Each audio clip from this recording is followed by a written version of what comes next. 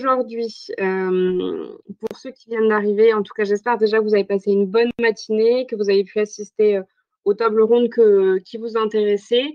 Et pour ceux qui ont assisté à la première table ronde avec également le conseil départemental, le JPRECIA qui représentait la région et l'État, où j'étais présente aussi, on a pu aborder très rapidement la stratégie que le réseau numérique est en train de mettre en place, et plus spécifiquement le projet autour de la campagne de bénévolat qui va bientôt sortir. Donc, c'est l'enjeu cet après-midi de vous présenter ce projet plus globalement sur comment créer un point de médiation numérique.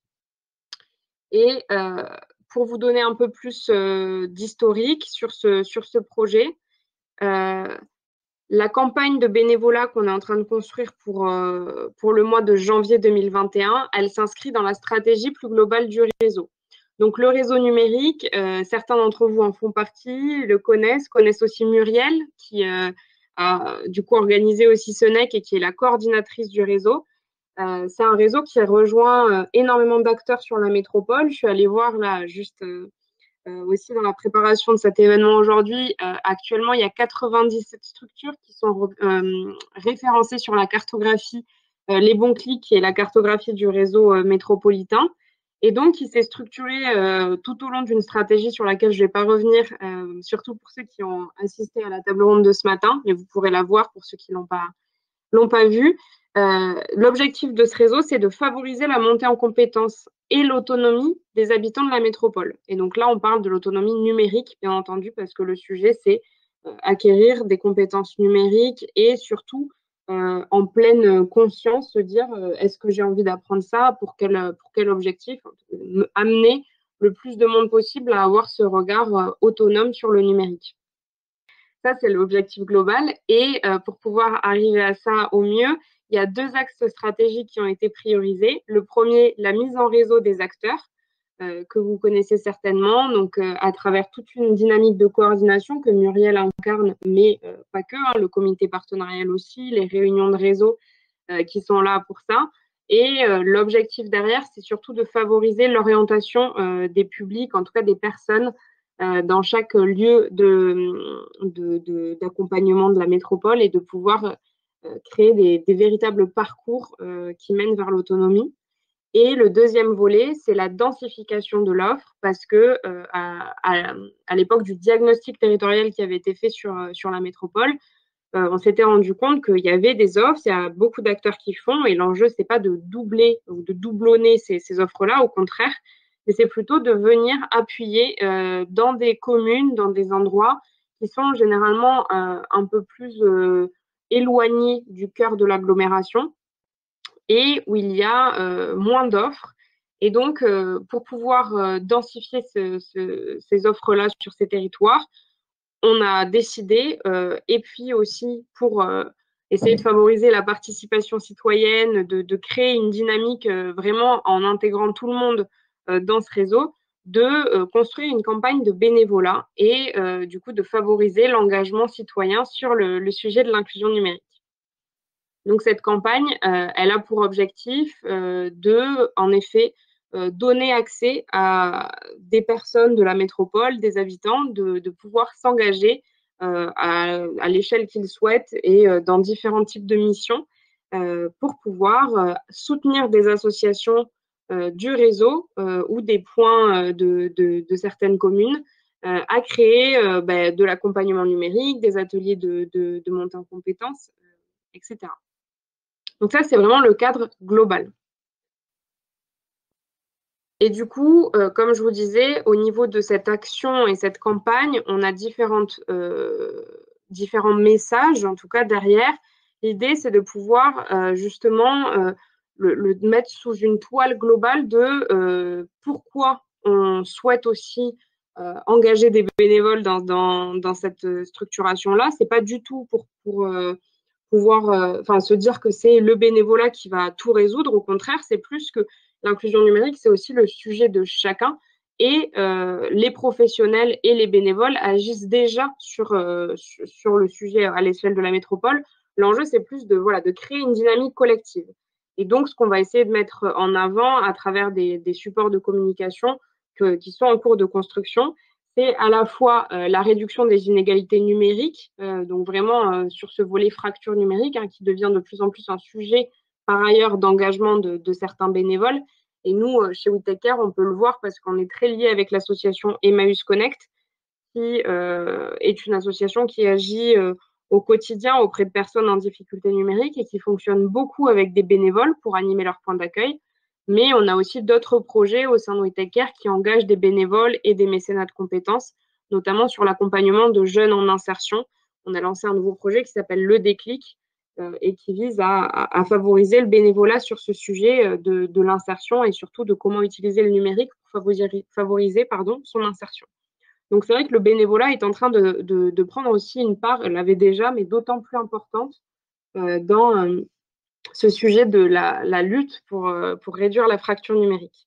Donc ça, c'est le cadre global que vous connaissez certainement. Et ensuite, il y a aussi la spécificité de cette campagne au sein du réseau numérique. Parce qu'en fait, la campagne de bénévolat, elle n'est pas du tout hors sol. Au contraire, elle a été décidée avec les acteurs lors du plan d'action. C'est déjà des choses dans lesquelles on avait discuté. C'est quelque chose qui fait l'objet d'un groupe de travail spécifique avec des communes qui expérimentent cette campagne, avec des associations qui sont partenaires aussi pour accueillir les bénévoles. Donc, on est vraiment dans une dynamique de réseau et celle du réseau numérique. Et ça, c'est aussi quelque chose qui est important à montrer parce que pour des futurs bénévoles, ils voient que voilà, c'est pas quelque chose qui paraît difficile à appréhender. Au contraire, on arrive déjà dans un collectif et avec les acteurs qui se connaissent entre eux, etc. Et enfin, le dernier volet, c'est agir à l'échelle de toute la métropole. Parce que derrière cette campagne de bénévolat et cet enjeu de densification, il y a aussi le fait que le numérique, et c'est ce qu'on en avait discuté dans le groupe de travail, c'est quelque chose qui ne s'arrête pas à Orléans ou aux communes limitrophes. L'enjeu, c'est que tout le monde puisse avoir accès au numérique et pouvoir l'utiliser. Et donc, derrière cette action, il y a aussi le fait d'avoir une équité territoriale et de développer des offres pour tout le monde en proximité. Et bien entendu, il y a le contexte global qui fait que, bon, déjà le bénévolat a été impacté par cette année de crise sanitaire. Et j'imagine que vous avez des exemples aussi, vous, dans votre quotidien sur des engagements bénévoles que vous n'avez pas pu tenir ou alors des difficultés ou des changements. Mais en même temps, l'année 2021, c'est une temporalité qu'on souhaite mettre en avant pour l'engagement parce que cette année, avec la crise sanitaire, a mis en lumière, encore une fois, la nécessité de pouvoir utiliser au quotidien les outils numériques. Et ça a été une fracture d'autant plus forte pour les personnes qui étaient en difficulté sur le sujet, et sans parler de l'équipement, bien entendu. Et en espérant aussi que cette année-là soit signe d'un peu plus de retour à la normale ou en tout cas d'une situation qui va vers l'amélioration. Donc en espérant que voilà, cette dynamique de bénévolat pourra s'asseoir sur ça, même si là, on n'est pas maître de ce sujet. Et là, c'est quelques éléments sur le bénévolat en général, mais c'était plus pour dire que l'inclusion numérique, c'est un sujet qui a besoin du bénévolat au même titre, bien entendu, encore une fois, hein, que les actions de certains professionnels, en fait, tout le monde a sa place. Et l'idée, c'est plutôt de pouvoir articuler toutes ces dynamiques. Juste pour vous donner un peu de vision sur comment on va communiquer sur ce sujet, parce que finalement, la campagne de bénévolat, vous montrerai juste après les fiches qu'on est en train de construire et comment on a travaillé sur ce projet-là, vraiment sur le réseau, parce que c'est un projet du réseau, pour le réseau et qui est créé par les acteurs du réseau et avec le soutien de Muriel. Il y a différents canaux de diffusion. Et ça peut être intéressant aussi pour vous si vous êtes une commune de la métropole, si vous souhaitez participer à cette dynamique-là, ou même relayer voilà, les missions de bénévolat. On a différents supports de communication qui sont en cours de création, hein, à la fois sur les journaux, les bulletins municipaux locaux, le site internet, en sachant qu'il a été validé que du coup le site internet de référence pour cette campagne de communication sera le site du CRIA 45, qui va du coup, qui est déjà le site d'ailleurs de ressources du réseau Et donc, il y aura une page spécifique pour expliquer toute cette démarche et il y aura les fiches de mission, en tout cas tous les détails. Et ensuite, bien entendu, ça peut être diffusé dans d'autres sites, mais le site un peu ressource et central, ce sera celui-là. Et ensuite, on a décidé d'autres canaux, les panneaux lumineux, les réseaux sociaux. On va préparer des posts pour que chacun puisse en effet diffuser ensuite dans ses cercles, des flyers aussi, pourquoi pas, et ensuite des partenariats, c'est-à-dire en parler aussi avec le bouche à oreille et essayer de débloquer des cercles de bénévolat comme les universités, les scouts, par exemple, qui sont des lieux où il est propice aussi de trouver des personnes qui souhaiteraient s'engager. Et du coup, sur les fiches de mission et sur comment ça va se passer, pour vous donner un peu de retour autour de tout ça, l'idée, c'est que cet objectif de créer cette campagne et de pouvoir créer cet engagement citoyen, il va s'inscrire vraiment dans le réseau. C'est-à-dire qu'on a créé ce groupe de travail avec les communes qui avaient été identifiées à l'époque du diagnostic comme étant moins maillées en termes d'offres d'inclusion numérique. Donc, on avait parmi ces communes, par exemple, Boigny-sur-Beaune, Marigny-les-Usages. On a aussi Olivet qui s'est intégré à cette dynamique et Orléans-Centre pour pouvoir justement créer de nouvelles offres avec le bénévolat. Avec ces communes-là, on s'est dit qu'il fallait bien entendu intégrer des associations qui elles-mêmes portaient des actions avec des bénévoles ou qui avaient créé de nouveaux lieux de médiation numérique ou qui étaient en capacité d'accueillir des bénévoles dans leur fonctionnement. Et on a créé ce groupe de travail pour se dire, OK, qu'est-ce qu'on fait et comment on structure ce sujet.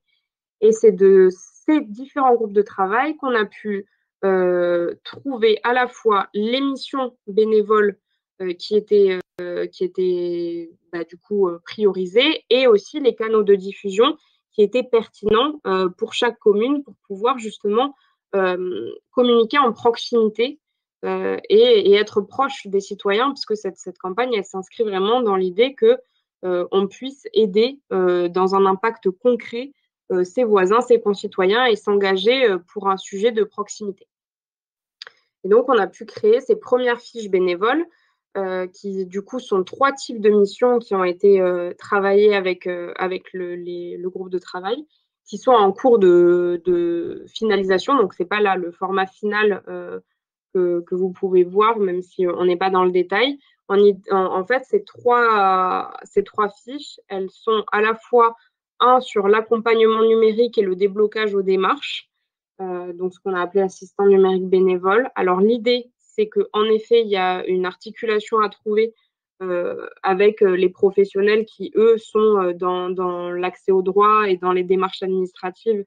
Il y a tout un cadre sur les données personnelles à respecter, donc le bénévole serait plutôt là en soutien numérique et pas du tout sur le volet administratif ou accès aux droits.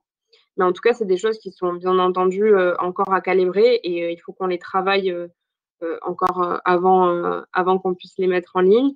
Le deuxième volet, c'est ambassadeur du numérique bénévole. Là, c'est vraiment un rôle de bénévolat qu'on a pensé sur la sensibilisation parce qu'à travers le groupe de travail, il était remonté que, bien entendu, il y avait un enjeu fort autour de sensibiliser les personnes, les habitants sur le numérique, mais pas pour dire que le numérique, c'est la panacée ou quoi, mais plutôt pour se dire, voilà, est-ce que ça vous intéresserait? Vous savez que dans la structure à côté de chez vous, vous pouvez vous faire accompagner sur vos démarches, vous pouvez peut-être apprendre à utiliser un ordinateur ou une tablette pour communiquer avec votre famille. En tout cas, voilà, trouver les ressorts un peu de sensibilisation.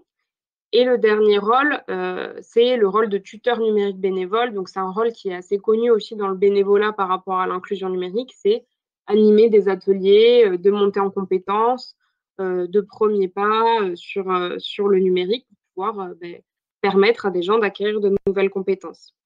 Donc ça, c'est ces 3 fiches qu'on va pouvoir proposer à des habitants pour leur dire n'hésitez pas à vous engager avec un engagement qui serait plus ou moins flexible. Et donc, ces fiches-là, elles seront visibles sur Internet. il y aura un formulaire à remplir pour pouvoir proposer sa candidature bénévole. Et à la suite de ça, il y aura un temps où on traitera les candidatures avec Muriel et il y aura du coup ce formulaire et une adresse mail aussi de contact pour pouvoir discuter facilement ou demander des informations. Et à la suite de ça, il y aura du coup un groupe de bénévoles qui sera créé. Ces bénévoles, ils vont être en lien avec les associations du réseau et qui faisaient partie du groupe de travail pour pouvoir développer des actions avec les associations dans les territoires préciblés. Donc, comme je vous disais, les communes qui ont aujourd'hui moins ou pas d'offres d'inclusion numérique. Et pour pouvoir justement bien embarquer ces bénévoles et créer aussi ce sentiment d'engagement au sein du réseau et d'être dans une dynamique collective, il sera prévu d'avoir des temps conviviaux et aussi des temps de formation, justement parce que ces fiches-là, vous pouvez le voir, hein, c'est des missions qui demandent aussi de la formation sur la posture, quels outils utiliser, comment les mettre en place. Donc ça sera prévu également. Et du coup, tout ça pour une campagne qui commencerait le 11 janvier. Donc ça, c'est la date qu'on a fixée pour pouvoir communiquer et que chacun puisse relayer l'information pour favoriser un maximum l'engagement des habitants et de recevoir des candidatures.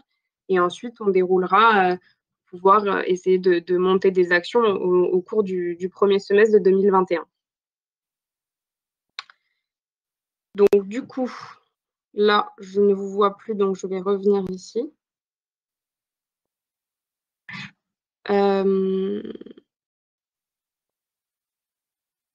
Et là, en fait, à partir de ce moment-là, je ne sais pas si vous avez des questions, s'il y a des choses qui ne sont pas claires, parce que moi, je vous présente un petit peu là où on en est, et ce n'est pas encore un sujet qui est complètement finalisé, parce qu'on est en plein processus de communication, d'articulation entre les uns et les autres.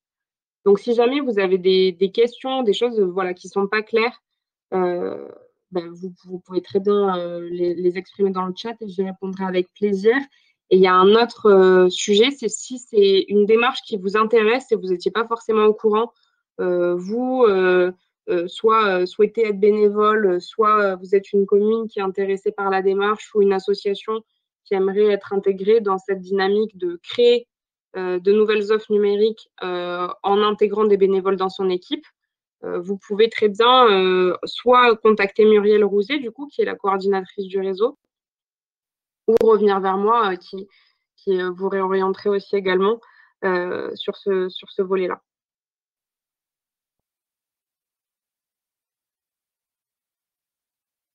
Alors, est-ce que je sais combien de bénévoles seraient nécessaires pour répondre aux besoins? C'est vrai qu'on n'a pas du tout quantifié de cette manière, sachant que quand on a fait le diagnostic sur la métropole d'Orléans à l'époque, ce qu'on avait fait, c'est qu'on avait décliné un petit peu les chiffres sur les difficultés numériques que nous, chez WeTakeCare, on prend globalement, pour résumer, autour de 40% des Français qui ne sont pas à l'aise sur le numérique. Donc ces 40%, ils sont découpés en différents types de publics. On aura 7% de personnes qui seront en difficulté vraiment élevée et ce que nous, on appelait l'exclusion, en tout cas qui ont des freins globaux qui ne leur permettent pas d'apprendre ou d'être en capacité de s'autonomiser. Donc, pour ces publics-là, en général, on a tendance à leur proposer du faire avec, en tout cas, d'essayer de les accompagner au mieux sur leur démarche essentielle d'accès au droit.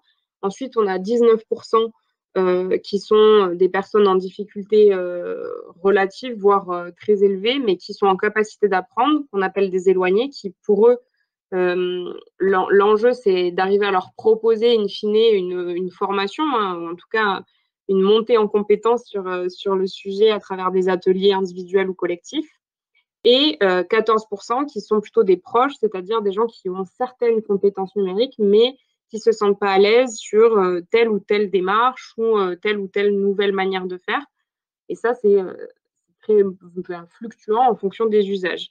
Et donc, sur la métropole d'Orléans, en tout, on est autour de 110 000 personnes à accompagner. Mais ce chiffrage-là, il est bien sûr macro et il prend en compte que l'accompagnement est déjà réalisé en partie par les structures qui agissent au quotidien, hein, et qui, en plus, depuis le premier diagnostic, ont déjà créé des offres, des lieux de médiation. Donc, on n'a pas un chiffrage vraiment réel. Par contre, l'enjeu, c'est de pouvoir, à minima, pour chaque action, déjà essayer de créer des binômes. Par exemple, pour un binôme de sensibilisateurs, ça serait bien que voilà, il y ait 2 personnes qui puissent être ambassadeurs et travailler ensemble. Mais on n'a pas encore chiffré ce, ce niveau-là. On est vraiment sur quelque chose d'expérimenté. Donc, déjà, si on a quelques candidatures et qu'on a une petite équipe de voilà, 10-15 bénévoles, ça sera vraiment super.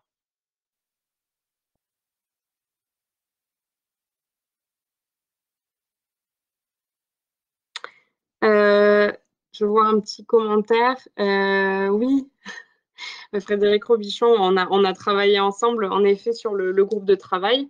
Et l'enjeu, ben, voilà, à Marigny-les-Usages, c'est de pouvoir créer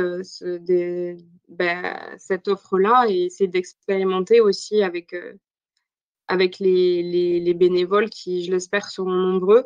Donc, pour chacun d'entre vous, l'idée, c'est à minima, si vous faites partie du réseau, de pouvoir relayer à partir de janvier les postes ou les fiches de mission. Et puis, si vous voulez vous intégrer plus globalement à l'expérimentation qu'on est en train de mener, n'hésitez pas à revenir vers Muriel.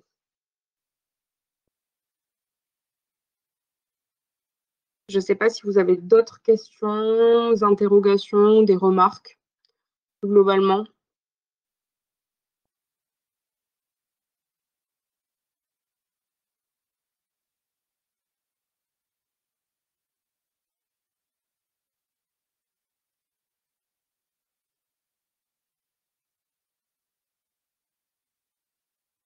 En tout cas, sur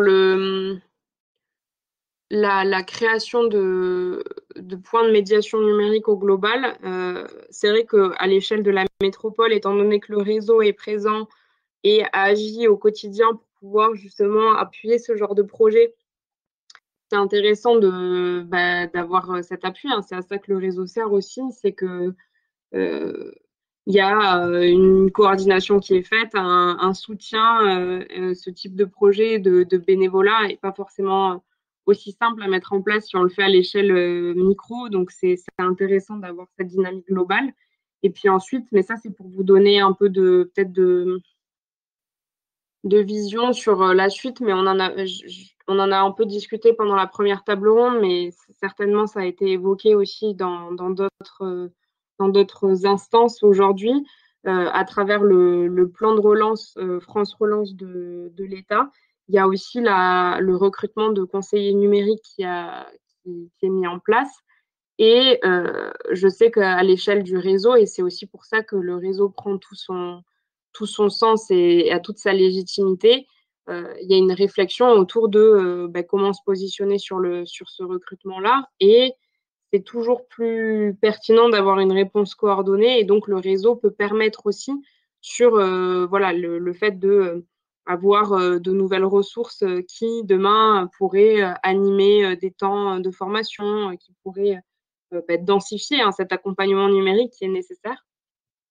Le réseau sera aussi là pour justement avoir cette réponse métropolitaine et pas seulement à l'échelle de chaque structure, de chaque quartier ou de chaque commune, mais plutôt se dire comment on fait ensemble pour aller plus loin et ce que ça soit pertinent à l'échelle de la métropole.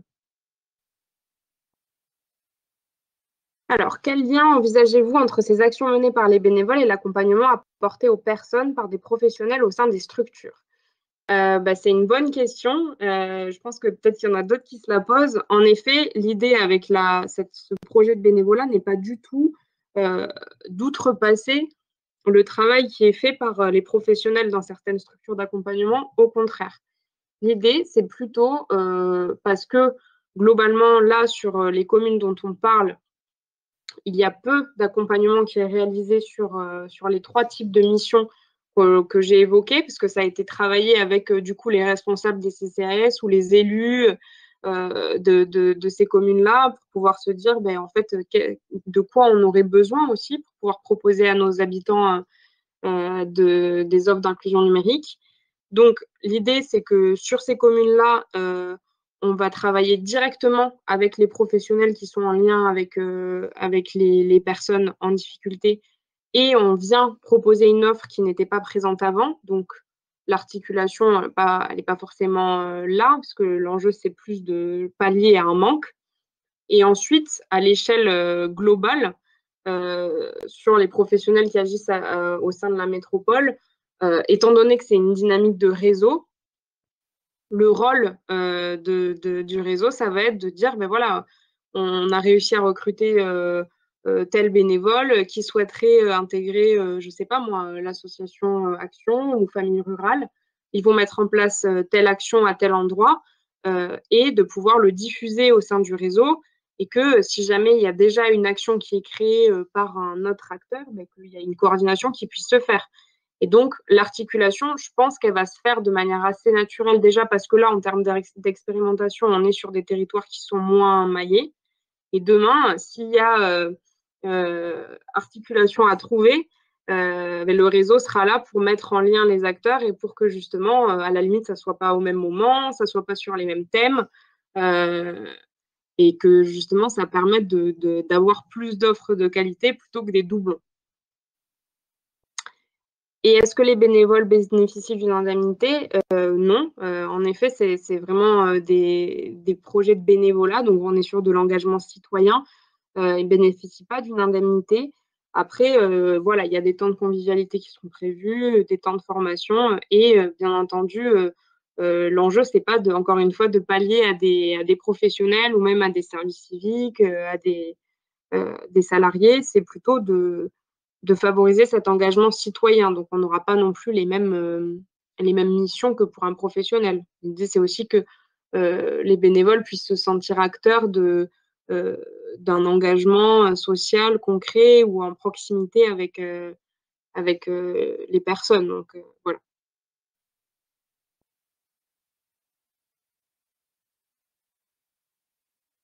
Je vois qu'il y a plusieurs personnes qui sont en train d'écrire, donc c'est pour ça que je fais une petite pause.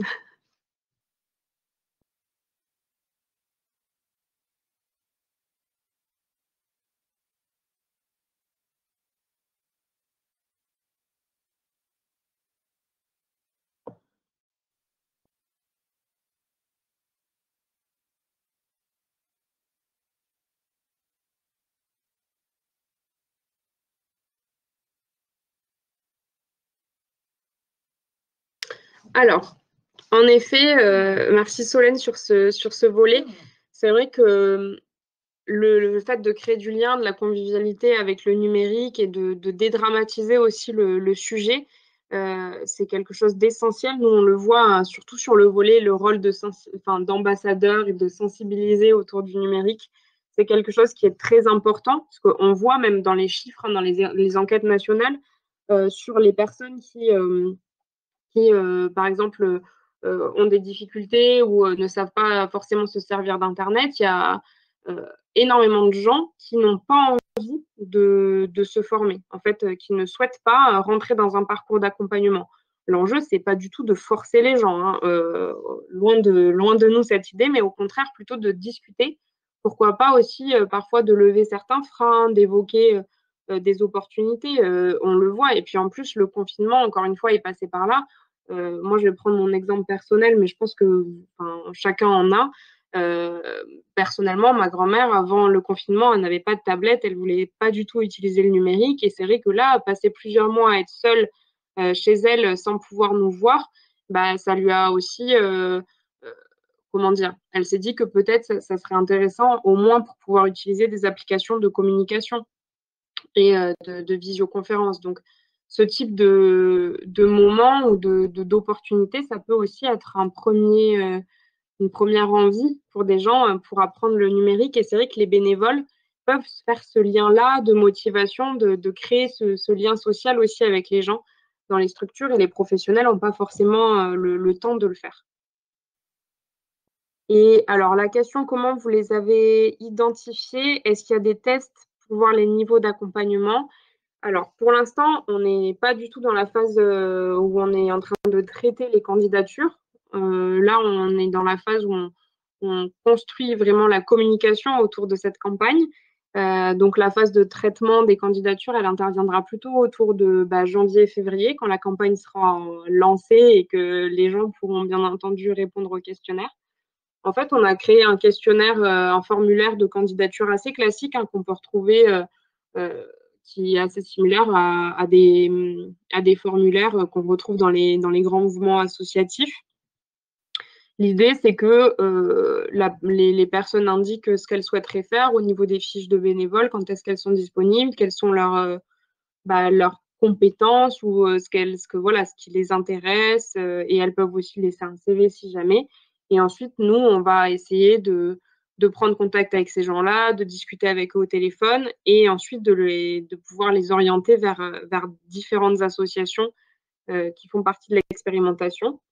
Et après, il y aura des formations qui vont permettre en effet de pouvoir mettre à niveau un peu tout le monde sur le sujet à la fois de l'inclusion numérique, de la posture d'accompagnement, parce que c'est pas quelque chose d'inné et qu'il ne faut pas du tout lésiner, entre guillemets, sur ce volet de la formation des bénévoles, au même titre que lorsque le réseau propose des formations professionnelles, il n'est pas rare de voir des bénévoles qui sont acteurs dans différentes associations qui se présentent à ces formations pour en bénéficier. Donc là, on est en construction aussi de ces formations-là pour les futurs bénévoles.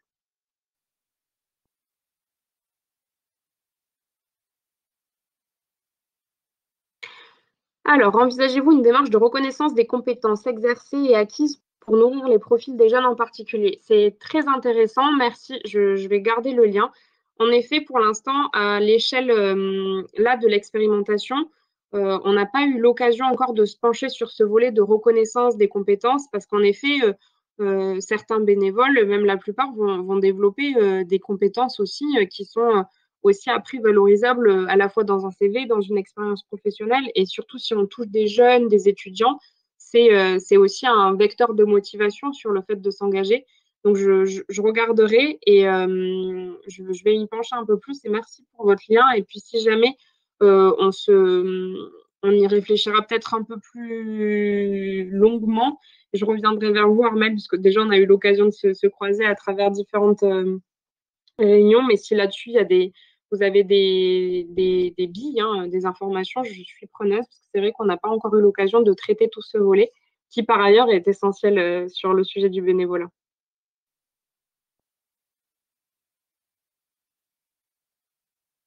Et en effet, pour les moins jeunes, il y a la VAE et la validation d'acquis d'expérience. C'est vrai que c'est important. Et je pense qu'il y a tout un volet à trouver autour de comment on valorise aussi le bénévolat et l'engagement de chacun. Et tout ce volet sur les compétences acquises et exercées fera partie aussi de cette réflexion.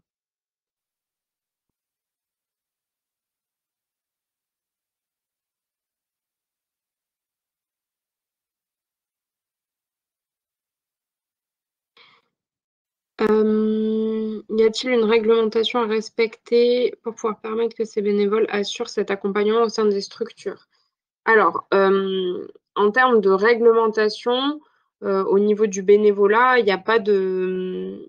Il y a des en fait, on en a aussi parlé avec les différents acteurs du groupe de travail. Il n'y a pas de réglementation en tant que telle. Il y a des chartes qui peuvent être créées, de l'engagement un petit peu signé pour que voilà, les bénévoles sentent aussi qu'il y a un cadre autour et que c'est pas complètement justement comme ça sur le moment. Après, là, il y a différents sujets. Moi, à travers votre question, ce que je vois, c'est qu'il y a un volet autour de comment on agit avec la personne qui est plutôt de l'ordre de la posture et puis surtout autour des données personnelles. Enfin, voilà, comment on adopte une posture pour pouvoir accompagner une personne. Et donc ça sera traité à travers les formations. Et au niveau des cadres à respecter, On verra aussi en fonction avec les associations, parce que la plupart des associations ou des structures qui accueillent déjà des bénévoles ont des chartes qu'elles font signer et qui permettent d'intégrer en fait le bénévole dans une pratique cohérente avec les professionnels ou avec le reste de la structure.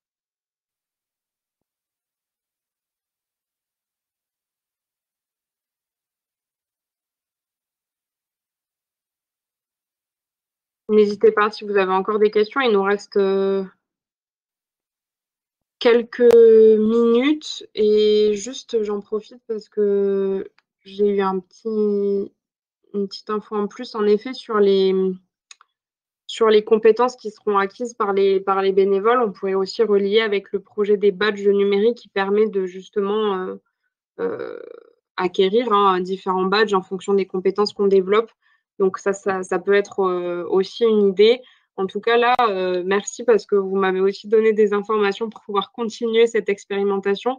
Voilà, comme je vous le dis, on est vraiment dans une logique où on teste, on fait des choses et c'est ça qui est aussi hyper stimulant et qui montre que le territoire agit au quotidien et surtout que chacun, enfin, en fait, c'est possible parce que on a fait un groupe de travail parce que chacun s'investit et du coup, ces informations, elles nous seront super utiles pour la suite. Donc, merci.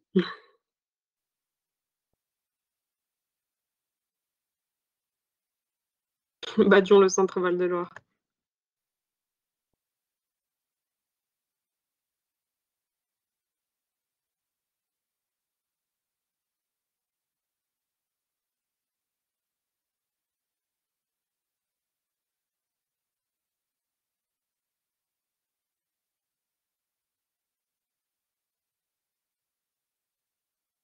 Mais du coup, vous avez un projet à l'échelle de la région sur les badges numériques qui s'appelle Badion, le centre Val-de-Loire?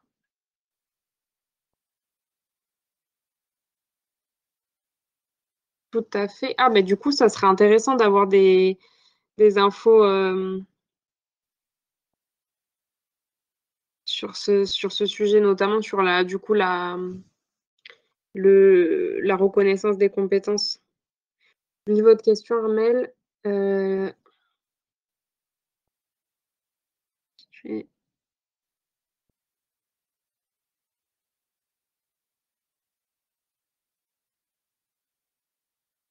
Alors non, pour les candidats, alors j'imagine que vous parlez des candidats bénévoles. On n'a pas fait le lien avec Pix ou le pass numérique pour savoir si les personnes étaient elles-mêmes à l'aise avec le numérique. En tout cas, je pense que là, sur les premières étapes, on va aussi essayer d'avancer sur ce volet de recrutement. Et ensuite, si on voit qu'il y a des personnes qui ne sont pas vraiment à l'aise, on pourra peut-être en effet étoffer ce volet justement autour des candidats bénévoles sur comment ils sont à l'aise sur le numérique, peut-être les besoins qu'ils auraient en formation aussi sur les outils. Et alors, je peux donner la parole à Rémi, en effet. Mais est-ce que moi, je dois faire une manipulation? Ou Rémi, vous pouvez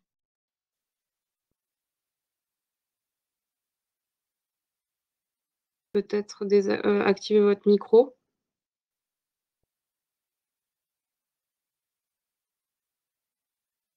On me dit que Rémi, qui est en ligne, pourrait parler des badges. J'arrive. Bonjour. Ah, bonjour.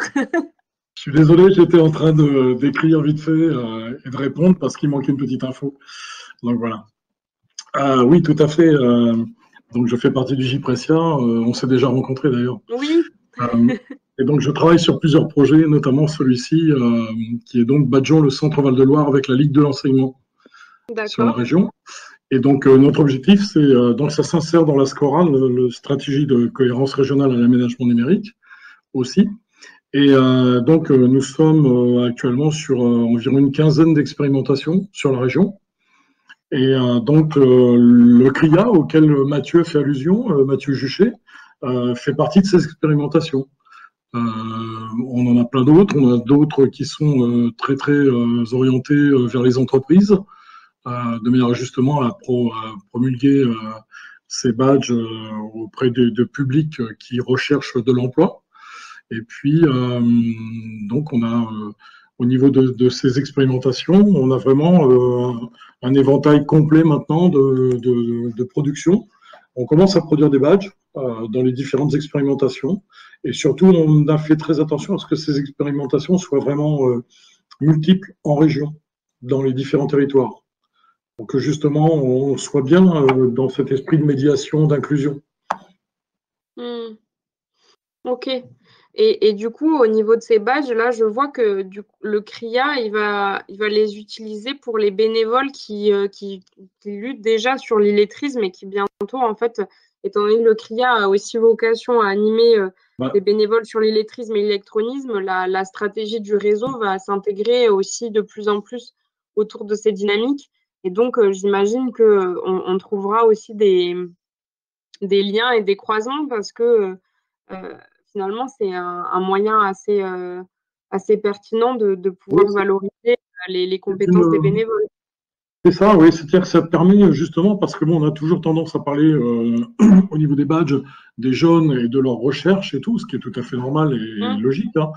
Néanmoins, on s'aperçoit qu'au niveau de bénévoles, par exemple, ça peut permettre, par le biais de ces badges, de démontrer les capacités, les compétences qu'ils ont.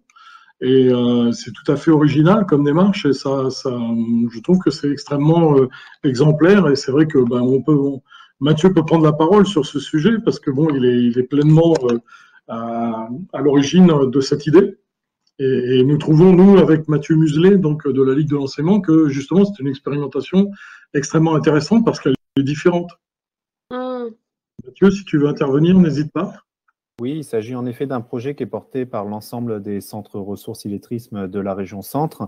Et on est parti du constat, en effet, on a ce rôle d'animation au niveau de la lutte contre l'illettrisme. La lutte contre l'électronisme va prendre de plus en plus d'importance et on se rend compte qu'il y a des fortes passerelles possibles entre ces deux, on va dire, deux domaines, ces deux lutte, c'est pas très joli comme mot. Et donc, on a proposé de mettre en place une action qui concernerait à la fois la formation des acteurs au repérage, donc comment on repère une personne en situation d'illettrisme et d'électronisme. Donc, suite à cette formation, les acteurs bénéficieraient et obtiendraient un ou plusieurs badges. Je sais repérer, je sais en parler, je sais accompagner, je sais mobiliser, par exemple. Et on aurait pendant toute une période de la mobilisation et de l'animation de ce réseau. Et donc, il y aurait des nouveaux badges qui pourraient être proposés. Tiens, là, je vais suivre un module complémentaire sur l'électronisme. Je vais suivre un module supplémentaire pour bien connaître l'offre sur le territoire. Donc, on a ce premier axe, professionnalisation des acteurs.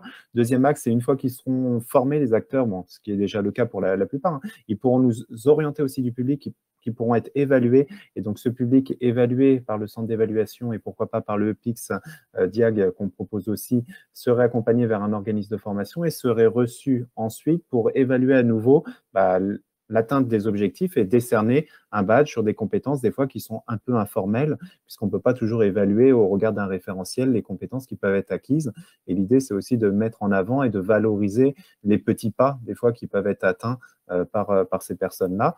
Et bien sûr, pour pouvoir proposer de l'offre, on sait qu'il y a de l'offre sur les territoires qui existent. La région a développé ses visas pronumériques qui vont être abondés l'année prochaine. Mais il y a certains territoires qui n'ont pas cette possibilité-là d'avoir aujourd'hui un organisme de formation proche, où il y a la question de la mobilité aussi après qui se pose. Et donc, l'idée, c'est aussi d'accompagner nos réseaux de bénévoles qui aujourd'hui font beaucoup d'alphabétisation et de lutte contre l'illettrisme et de les professionnaliser aussi à la lutte contre l'illettrisme et l'illectronisme.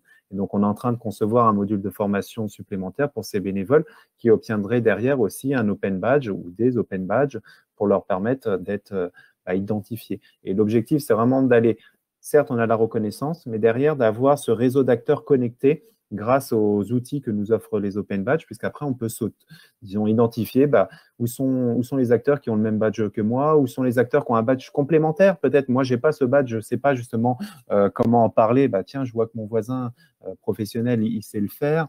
Donc, l'idée, vraiment, c'est de créer ce réseau qu'on a, mais qu'aujourd'hui est éparpillé et on n'a pas d'outils qui permet de mettre en avant ce travail. C'est ce que nous recherchons à travers la mutualisation des badges, c'est-à-dire d'où ces expérimentations multiples sur la région. Nous, l'intérêt pour nous, c'est de mailler tout ça et de démontrer que justement des badges peuvent être utilisés dans différents endroits, sur différentes sources, mais avec la même utilité. Et en plus, aussi bien pour des âges très très jeunes que pour des âges plus avancés. Et ça, c'est vraiment très très intéressant sous cet angle-là. En tout cas, merci beaucoup pour ce lien avec les badges et le projet Badgeon, le Centre Val-de-Loire, parce que moi, j'y vois énormément de liens possibles avec la formation des bénévoles du réseau et comment ça s'intègre, en fait, finalement, sur la formation des bénévoles au sein du CRIA, globalement des bénévoles qui agissent aussi au quotidien et que ça soit le maximum ancré, en fait, dans les pratiques de territoire. Donc, ce qu'on fera de toute manière, Mathieu, c'est qu'on pourra reboucler avec Muriel et Rémi aussi, si jamais, au niveau de cette expérimentation. Mais merci beaucoup pour cette info. Et juste, je vois qu'il est 15h34 et il y a d'autres ateliers que je suis en train de vous écrire à la fois dans le chat, parce que je ne veux pas vous retenir non plus d'aller voir les autres ateliers qui ont l'air hyper intéressants. Je vous mets les noms de chacun et les liens si jamais ça vous intéresse. Mais en tout cas, merci beaucoup là pour ce temps ensemble et surtout pour ces infos à la fin. Là, je suis ravie parce que c'est toujours super de voir que quand on crée un projet comme ça, il y a des choses qui s'ajoutent et qui peuvent être, qui demain sont hyper intéressantes aussi. Donc merci à tous. Et je vous écris du coup sur les différents ateliers. Je note. Et merci Rémi pour le mail. Je récupère et on aura l'occasion d'en rediscuter. Je ferai le point aussi avec Muriel pour lui débriefer de tout ça. Donc vraiment, merci beaucoup.